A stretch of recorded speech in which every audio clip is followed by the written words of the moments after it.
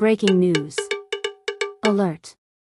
The World Health Organization has issued a global alert on 3 Indian cough syrups, including Coldriff, found to be contaminated with toxic substances linked to child deaths. This urgent warning demands immediate action to reform pharmaceutical safety in India. These dangerous medicines risk lives. Awareness and strict regulation are critical to protect our communities. Stay informed and spread the word to help save lives. Share this now to save lives before they hear this news.